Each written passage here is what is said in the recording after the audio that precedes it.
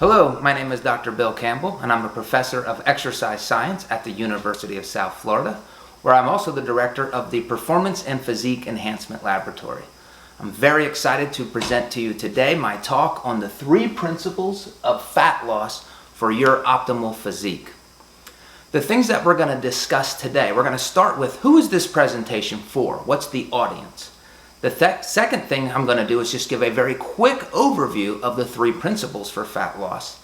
And then we're going to jump into the negative consequences of dieting. Once we have an appreciation for the negative consequences of dieting, we can then go back and look at our 3 principles of fat loss to see how they will prevent these negative consequences from happening.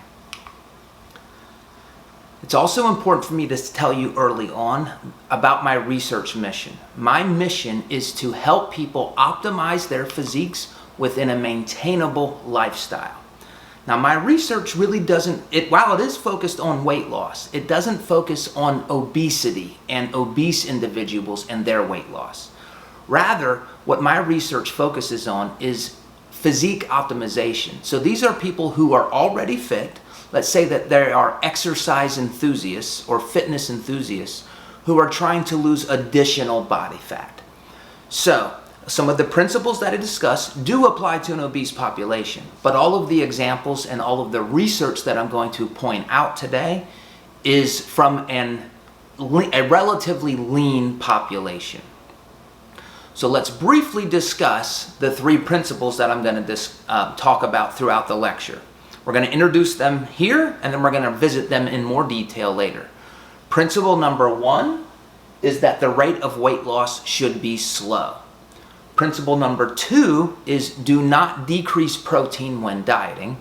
And principle number 3 is to make sure that you're resistance training when dieting. So what I want to do now is discuss the negative consequences of dieting. Again, we have to have an appreciation for what happens when we diet, what are the bad things that happen, so that when we introduce our principles of fat loss, we'll understand that they are there to help prevent these consequences from occurring. We're going to look at a few things like adaptive thermogenesis, a concept called hyperphagia, and also the negative effects that dieting has on muscle mass. So let's start with adaptive thermogenesis. When we talk about adaptive thermogenesis, we have to first understand what resting metabolic rate is. And resting metabolic rate is the number of calories that you burn to keep your body alive. So if you were to lay down for 24 hours for an entire day, and we measured how many calories you would expend, that is your resting metabolic rate. So what happens when you diet is, as you diet, you lose weight, and also at the same time, your metabolic rate will also go down. Same thing happens when you gain weight. When you gain body weight, your metabolic rate increases. When you lose weight, it goes down. So both things happen.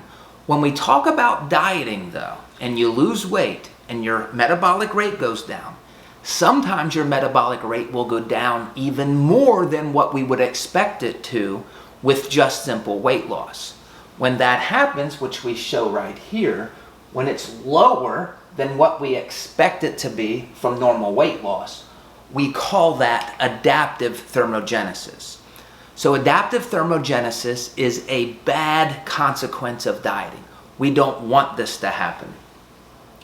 Some of the consequences of adaptive thermogenesis are that it makes the continual weight loss, or the likelihood that you'll be successful with longer term fat loss, more difficult. And when adaptive thermogenesis happens, it makes it much more likely that you're going to gain fat after the diet is over. The second negative consequence of dieting is a concept referred to as hyperphagia.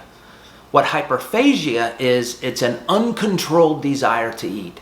It's like you have this ravenous hunger drive. And we normally see this after a diet is over, when people really can't stop eating. They lose control over the amount of food that they take. Now here's a figure from a famous study that was done in the last century, from a study referred to as the Minnesota starvation trial. And what they did in this study was they put males, lean males, on a very strict starvation diet for a period of time. And then when the diet was over, they let them eat whatever they wanted for a short period of time. And what they found was that when these subjects were allowed to eat whatever they wanted, which we'll show you right here in this area, they experienced a hyperphagic response when they had uncontrolled hunger. And according to this research, this uncontrolled hunger lasted until they gained back all of the muscle mass that they lost during the diet. So the theory that's been put forth is when you lose weight and when you lose muscle mass in particular, that can trigger a hyperphagic response after the diet. So what we really want to focus on when dieting is try not to lose muscle mass. I'm actually going to summarize another study that showed this. This was in soldiers in the United States military. And what the researchers had these guys do, and you can see right here, their body fat level was less than 13%. So these are lean people. And what they did, they had them undergo a pretty low caloric diet for 8 weeks. And what you'll see here is that the average caloric deficit they were in was a 1,000 calorie caloric deficit on average.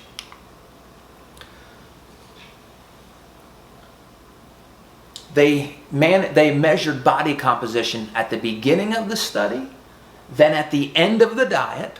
Then what they did was really cool. They let them eat whatever they wanted for 5 weeks after the diet was over, and then they took another body composition measure. So once again, what we'd have in this study is lean males who went on a pretty strict diet for a period of time, and then they were allowed to eat whatever they wanted. So let's look at what happened in this study. This is body weight. This is in pounds, 163 pounds to 144 pounds. So they lost body weight, they lost fat mass, and they lost muscle mass. That's all to be expected in this study because, again, they were on a pretty severe diet. But what was really interesting is what happened after the diet was over. Over the next 5 weeks, they gained all of their weight back, even more weight than what they started with. Here's the key. Look at what happened to fat mass. They gained about 40% more fat mass after the 5 weeks than what they had prior to the study beginning. So we would call this fat overshoot. And what other people have summarized about this study was that it seemed like because they lost the muscle after the diet phase was over, they kept gaining weight and they kept gaining body fat up until the point where they regained the muscle that they lost. So because they lost this muscle in these subjects, they had hyperphagia. The loss of muscle contributed to this uncontrolled desire to eat called hyperphagia. So that's now the second study. If you remember, the first study was in the Minnesota starvation trial. We saw the same thing here. Very, very severe hunger after a strict diet, and the hunger, this hyperphagia, exists until the muscle mass is gained back than what was lost. So now we'll look at the third and final negative consequence of dieting, which in this case is the effects that muscle has, the response of muscle when dieting. Basically what I'm going to show you is that when you're dieting, it's very difficult to build muscle, and it's very easy to lose muscle. So a real quick background here on muscle metabolism and protein metabolism. If you're trying to build muscle, you want muscle protein synthesis to go high, you want that to be higher, and you want muscle protein breakdown to go lower. So you want high muscle protein synthesis, you want low muscle protein breakdown. So let's remember that as we look at some of this research that I'm going to present. The first study that I'm going to summarize was a 20-day study. And in this study, they had people diet for a 10-day period. We had a 10-day period of weight maintenance where there was no diet. Then we had the actual diet period, which lasted 10 days. During the 10-day diet period, they reduced calories by about 20%. So they were in a 20% caloric restriction during this period of time. Interestingly, they did keep protein high in this study. Protein was kept at 1.5 grams of protein per kilogram of body mass during this study. During this 10-day weight loss period, the subjects lost about 1 kilogram of body weight. The researchers measured muscle protein synthesis. And remember, we want muscle protein synthesis to be high. What they found was that muscle protein synthesis was significantly decreased during the diet period. It was actually significantly decreased by about 19%. So that is not what you want to happen if you're trying to maintain your muscle mass. So now here's a study that we're showing when you reduce your calories, you're making it difficult to maintain your muscle mass because muscle protein synthesis is lower. The second study that I want to show you highlights what happens with muscle protein breakdown. We want muscle protein breakdown to be low. We definitely don't want it to increase, but that's exactly what happens when we diet. In this study, it was a very similar design, 10 days of a normal diet, normal weight period, and then a 10-day diet where they reduce calories by the same amount, by 20%. So they're in a 20% calorically restricted diet. The subjects lost about 1.3 kilograms of body weight. And after the 10-day period, they did a series of muscle protein breakdown measures. And what they found in this study was that there was a 60% increase in muscle protein breakdown. So that's two scenarios that go the opposite way. Remember, we want muscle protein synthesis to go up, muscle protein to go down, muscle protein breakdown to go down. But when dieting, it actually does the opposite. So dieting hurts your capacity to build muscle and even maintain muscle, which is what we see in these two different studies. One last area that I want to discuss is something referred to as anabolic resistance. So this is one of the mechanisms that explains why we're not as anabolic when dieting. Anabolic resistance if we understand what growth hormone is and its impacts on the body, it will help us understand this process. So most people, when they think of growth hormone, they believe that it's a very anabolic hormone. And by itself, growth hormone is not very anabolic for muscle tissue. But what growth hormone does is it increases the synthesis of another anabolic hormone that's called insulin-like growth factor 1. And we're going to call that IGF-1. So under normal circumstances, if growth hormone levels go up, IGF-1 levels go up, and IGF-1 levels are anabolic. What we've learned through research, which I'll share this shortly, is that a calorically restricted diet disrupts the growth hormone IGF-1 axis, such that if we have an increase in growth hormone, we don't have a subsequent increase in IGF-1.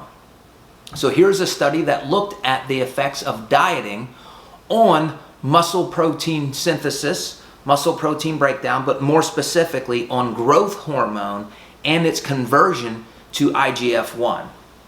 And here's what they said. During caloric restriction, there is considerable endocrine anabolic resistance to a single bout of resistance exercise. So once again, we're learning that when you're in a caloric deficit, when you reduce your calories, it's not good for muscle protein synthesis, it's not good for muscle protein breakdown, and we have an endocrinological anabolic resistance outcome. So all of these things together demonstrate that dieting has negative consequences if you're trying to optimize your physique, which we just covered these different areas right here. So now what I want to do is go into the main part of the presentation, which are the 3 principles of fat loss. These principles will help offset all of the negative consequences that we just discussed. Let's start with principle number 1. Principle number 1 is that the rate of weight loss should be slow. Now, I do have this note here that says that the context is important. The context that what I'm referring to is an obese individual they may have reason to engage in rapid weight loss for health reasons. But if you're in a non-obese individual, a fit individual, the principle is always the same. Don't go on a crash diet or don't lose weight rapidly. What we want to do is, with a lean individual, if we have a slow rate of weight loss, that will help ensure that the amount of weight that's being lost is mostly coming from fat stores rather than from muscle mass. And that's always the goal. If you go on a very low calorie diet, what we call a VLCD, it's nearly impossible to maintain muscle mass in that kind of situation.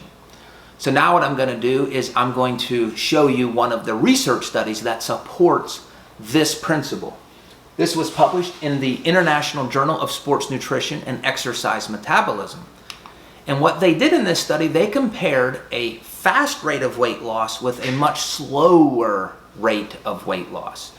The fast rate of weight loss was about 1% per week, and the slower rate of weight loss was 0.7% of current body weight per week.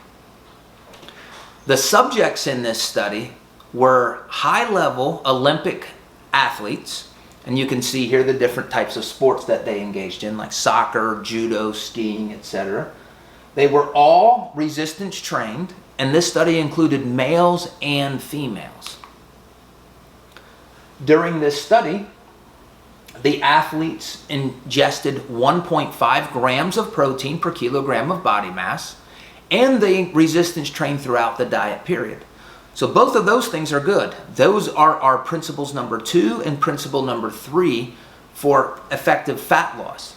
So these subjects were doing everything that we want them to do, except that one of the groups went on a much more rapid rate of fat loss. At the end of the study, we realized that both groups lost approximately 4.2 kilograms of body weight. Because one group took a longer period of time, because they lost this weight faster, it didn't take them as long. So it was about 8.5 weeks for the slow group to lose their weight, and only about 5.5 weeks for the fast rate weight loss group to lose their body weight. Now, I just said that both groups lost about 4.2 kilograms of body weight. That doesn't tell us much until we look at the body composition. Where did they lose this weight? Did it come from fat or did it come from muscle? Well, as we see here on this figure, the group that took a slower approach to fat loss, they lost 11 pounds of body fat, while the fast group lost 7 pounds of body fat. So the slower group lost significantly more body fat. They were also able to maintain, they actually gained almost 1 kilogram of muscle mass. They gained a little bit, whereas the fast weight loss group, they actually lost a little bit of lean body mass in that study. The study also did mention a few performance variables, which I have highlighted here. In general, the slow group did better overall than the faster weight loss group in terms of performance variables. One of the variables, 1 RM bench press or upper body maximal strength, was significantly better in the slow weight loss group. So here's our summary statement with principle number 1. We know that the rate of weight loss should be slow. What I'm going to tell you, I'm going to give you a number to help solidify this. The number is, for a maximal rate of weight loss, that number is 1%. So do not lose body weight at a greater rate than 1% of current body weight per week. So if you happen to weigh about 75 kilograms, that means that on a weekly basis, you would not want to lose more than 0.75 kilograms of body mass per week. When you start losing weight faster than that, the likelihood that you're losing weight from muscle mass goes up. And our goal is to lose all of the weight from fat mass stores. If you can go slower than 1%, that's even better. Even a half or 0.5% of current body weight per week, the only thing that would do is help us maintain more muscle. But it would take you a little bit longer to lose body fat in that case. All right, let's move to principle number 2, which is do not decrease protein when dieting. What we want to do is send the message that when we reduce calories, we don't reduce protein. So that only leaves protein and fat. So what I typically recommend is if dietary fat intake is somewhat high at the beginning of a study, that's the first place that I generally will reduce calories from. I tend to be careful about reducing carbohydrates, but depending on how much weight needs to be lost if they're an athlete, or depending on how they respond to carbohydrates and fats, I can make them somewhat variable. But the overriding principle is we don't want to decrease protein when dieting. One of the studies that investigated this was published in the Journal of Medicine, Science, and Sports and Exercise. And what they did in this study, they compared a high protein diet to a low protein diet when lean participants were undergoing a diet phase. This was only a 2-week study, and what they did was they reduced their caloric intake by 40%, so a pretty severe diet for only 2 weeks. The high protein group ingested 2.3 grams of protein per kilogram of body weight, and the low protein group, or the normal protein group that they called it, was only ingesting 1 gram of protein per kilogram of body weight in this study. They measured body composition and a few performance measures in this study. What I want to do first is focus on the body composition measures. So if you look here, there was a significant difference between the high and low protein group. The high protein group didn't lose as much body weight, but let's look at the fat mass. Fat mass was the same. They both lost the same amount of fat mass. Where it really gets interesting is on the lean mass or the muscle mass. The high protein group lost significantly less muscle mass than did the low protein group. In terms of performance tests, there was no differences there, and it was only a 2-week study, so I wouldn't expect large differences in performance in such a short period of time. The other thing is, well, let me give you some numbers. 3.5 pounds of body weight was lost in the low protein group versus only a half a pound in the higher protein group. And I just did this for fun. I calculated the rates of weight loss. The group that maintained their muscle mass much better, the high protein group, they were actually under 1% of weight loss per week. They were at 0.9%. The other group, not only were they in a low protein condition, but their rate of weight loss was also too high. They lost almost 2% of their body weight per week.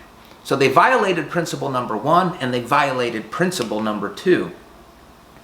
And if we look at just one more aspect of this study, when we look at out of the weight that was lost in the high protein group, 80% of the weight lost came from fat stores and only 20% from lean body mass stores. The low protein group, it was about 50% of muscle mass that was lost out of the weight, and the other half was obviously from fat stores. So as much as we can, we want all of the weight as possible to come from body fat stores and not from fat-free mass or lean body mass stores. I'm going to highlight one other study that reinforces this point. This study also was a weight loss study in lean people. This was only a 3-week study, and they reduced calories by 30% over 3 weeks in this study. They had a low protein group, which you'll see here, a high protein group, which was twice the amount of protein as the low protein group, and then a really high protein group that was 3 times as high as this group. So it was basically 0.8 grams per kg per day, or 1.6 grams of protein per kilogram of body mass, or 2.4 grams of protein per kilogram of body mass. And what we found in this study was when the protein was low, about 60% of the weight that was lost came from muscle mass stores. But in these two groups that had higher protein, only 1/3 of the weight loss came from muscle mass stores. So a big difference in their ability to maintain muscle mass. So what's the take home? I'm going to give you a specific value here for protein intake. We want to not decrease protein when dieting, but more specifically, when you're in a caloric deficit, we want to not go below 1.6 grams of protein per kilogram of body mass when we're dieting. When you go below that threshold, that's when we start to see greater losses of muscle mass while one is dieting. Here's one other summary slide. What happens when we violate that principle? I'm not going to go into details about these studies, but I am going to summarize them right here. When you go below 1.6 grams of protein per kilogram of body weight, here's two other studies that I'm mentioning, and what they found was that nearly 2/3 of the weight loss was coming from lean body mass stores in this study. So, if we want to protect muscle mass, which we do, make sure that we keep protein high. The last principle that I want to share with you is very simple, and I'm not even going to go into much detail on this because it's a different lecture. But the third principle when undergoing a fat loss phase is to make sure that you're resistance training during the diet, during the caloric deficit. If you're not resistance training, what will happen is you're much more likely to lose muscle mass. And again, I can summarize some studies. Resistance training, if it's not present, much more of the weight that is lost will come from lean body mass stores. The other thing that happens is exercise performance will also suffer when you don't resistance train. So what I want to do now is just summarize what we just covered. We looked at 3 principles of fat loss. The reason that these principles exist is because we have an appreciation for the negative consequences of dieting. Normal diets will cause a loss of body weight, which people like, but a lot of that body weight's coming from muscle mass. And when we lose muscle mass, 2 things happen. Our metabolic rates go down, and we experience more feelings of hyperphagia, or very strong urges to eat when the diet is over. These 3 principles that we discussed, they prevent metabolism from going down, and they prevent muscle mass from being lost during the diet. These principles, if they're followed, will help direct a lot of the weight loss to come from body fat stores. So I want to thank you very much for inviting me to the conference to speak. Thank you, Drew Campbell. Thank you, ISSN Asia. It's been a great pleasure for me to be able to speak to you and to share some of the research that we've done in this area. If anybody would like to follow my research, I'm very active on Instagram. My Instagram handle is @BillCampbell, PhD, and I summarize a lot of my research and future projects at that place. Thank you.